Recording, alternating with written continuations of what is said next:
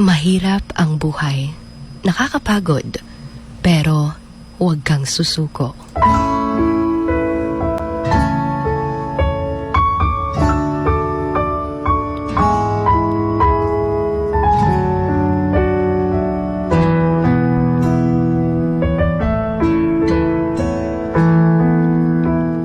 Naranasan mo na ba yung akala mo wala ka ng pag-asa?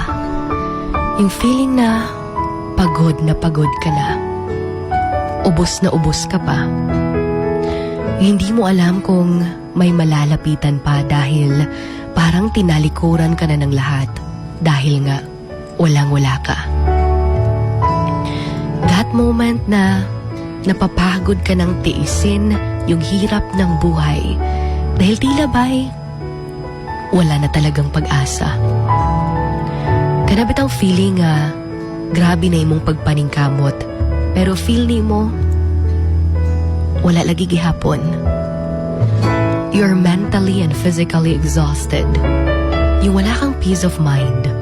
Yung feeling na araw-araw para kang isinabak sa isang racing competition na dapat ikaw yung mananalo. Ang hirap ng buhay. Yung parang gumagapang ka araw-araw dahil sa sobrang daming pagsubok na iyong pinapasan. Naging sobrang buti mong tao sa iba. Pero ngayon, tila ba'y tinalikuran ka nila. Gikaya ni mo tanan tungod kay wala kay laing masandigan. Di pod ka pwede nga magsalig sa uban kay ikaw pod ang ilang gisaligan. Ang hirap, diba? Nakakapagod na, diba? Yung dumating ka pa sa point na ayaw mo nang maniwala pa na magiging okay ka. Kasi parang ganun pa rin. Kung kanusa super down ka, daghan pa jud kaayo ang mga nangawala sa imuha.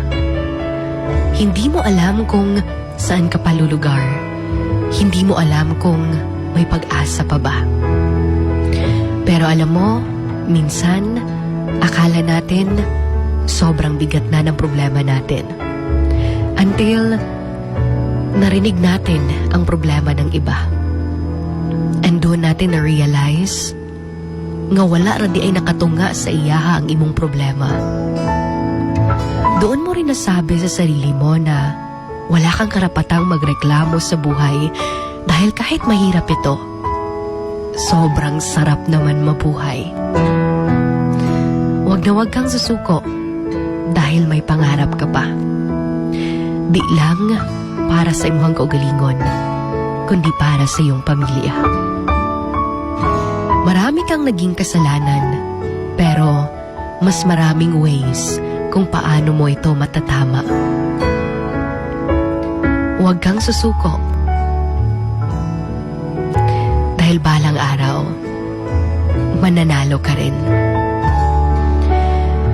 Patiently wait for your turn. Trust His ways, His plans.